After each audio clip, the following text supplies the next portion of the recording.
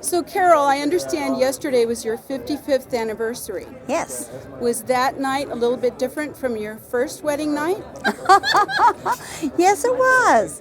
It was. We had lots more people. We had security around, but we did get to go see Phantom of the Opera. You So did? that was an exciting thing. And but with the schedule, because we had several meetings before that, we decided we couldn't get dinner in beforehand. So we just hurried off so we didn't have to race to the play. So after the play, we decided, well, we hadn't really had any real dinner. So we had security with us too. So we said, come on, you can come with us. And we stopped at the hotel. And I said to Ron, well, what are you going to eat? Because, of course, we've changed times 3 times because we're on Central Time in Texas, and then we've been on Mountain Time, we've been on Pacific Time, we've been just different places. So we said, I don't know. And he says, I think we're going to have a bowl of soup. And I said, oh, For your anniversary? Well, this was like at 10 o'clock at night, you know. And I said, well, and so I ended up having a salad. And then I said, but I'm going to have dessert. So the security and I had dessert and Ron had soup. If it had been regular circumstances, what is yours and Ron's favorite celebratory meal? Well, I would say the family likes shrimp and rice, and of course Gulf Coast shrimp, and they like the casserole that I make. And now I have to make 3 9 by 13 pans to feed just the family, and there's about 32 now, I think. We've seen all those kids in your cookbook. I couldn't believe it. I know. I have 2 of them with me tonight. Aww. But no, one of our granddaughters has taken off a semester of college. She was going to graduate a semester early, so she decided she'd just take that semester and come and campaign with us. And so then the others join us whenever they get a weekend or a holiday. And we have different ones of, we have 18 grandchildren, and I think almost every one of them except the 4-year-old, who wasn't quite campaign material, have been along the road. We had a lot of them in Iowa, and about 4 or 5 of them in New Hampshire. So it's been fun. It's been good for them too. It's tremendous. Yeah, tremendous. And that you have another dynasty, because with Rand being a president of the United States in the future, then you have to bring up another Paul. That's to right. be president, maybe a female Paul. Well, who knows? Because my oldest son, has 3 daughters, and one will be a doctor in May, and another one in 2 more years will be a doctor, and the other one is traveling with me. That's just the first son. All the rest have great potential, and it's so exciting. And Rand has sent his first son to college, and but they all were in Iowa, and a lot of them went to the Caucasus. My youngest daughter's 14-year-old twins each taught at a caucus, and I mean, we're just amazed. And when we were in South Carolina, I guess it was, my youngest daughter's 7-year-old and 10-year-old boys were along, and they were running from one end of the stage, getting people's things for Ron to autograph and bringing them over and taking them back. Well, when Ron has a day or 2 turnaround, what does he do to relax? Oh, he loves to get home.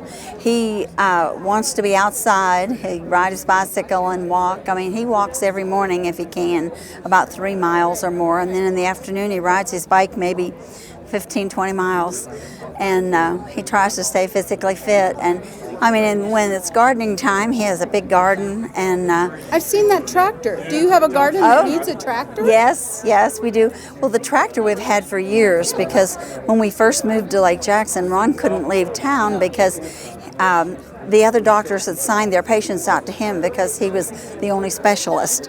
And so he decided that we needed some property, so we bought 40 acres, and we hadn't done anything with it, but we would go out there and he would plant and ride his tractor and do things. So we've had the tractor at least 40 years, but now it got painted up this year and looks new, and so he's been out digging and doing all kinds of things. We're in our new house, which is, we finally built, and we have our oldest son is on one side of us, and our next oldest daughter's family's on the other side of us, so they can take care of Mom while Dad takes off on the road.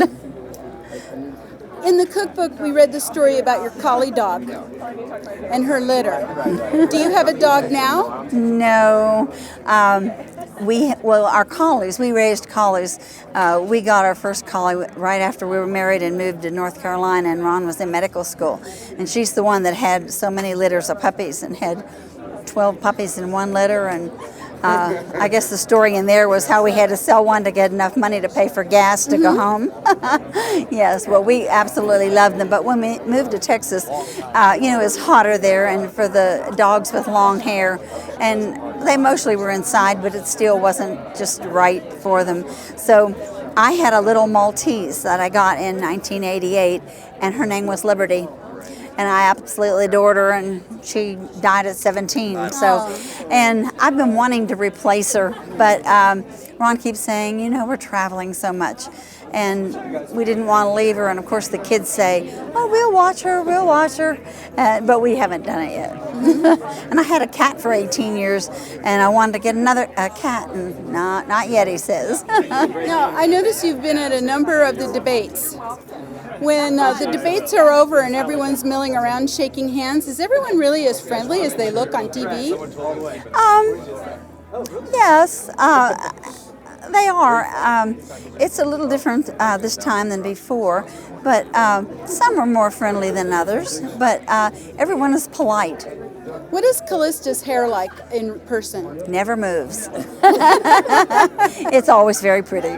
Yeah. It doesn't move. Because everyone's intrigued by that hair. I know they are. I know.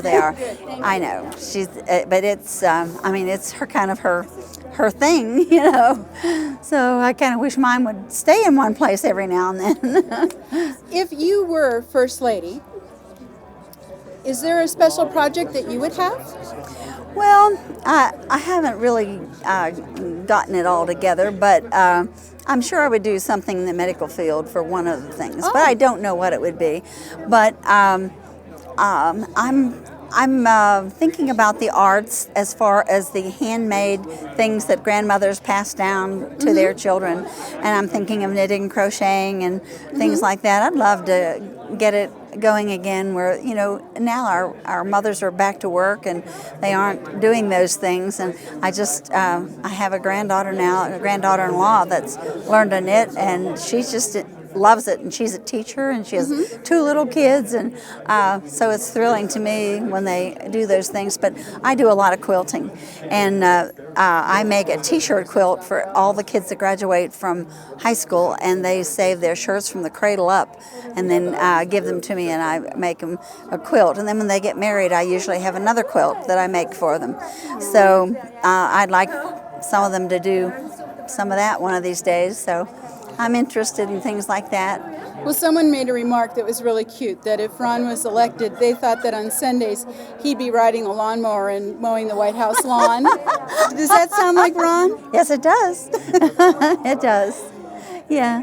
I read the Daily Paul faithfully many times a day. Is there anything you'd like to say for the faithful at the Daily Paul? You can look at the camera. I think that we owe a great deal of thanks to Michael Nystrom. He has done such a wonderful job with the Daily Paul, and he's been a nice friend, and we always appreciate it, because if I miss something on television, I'll say, "Oh well, it's okay. I'll watch it on the Daily Paul tomorrow." We all love you on there, Carol. Thank you. Thank you. Sure thing. Okay, thanks.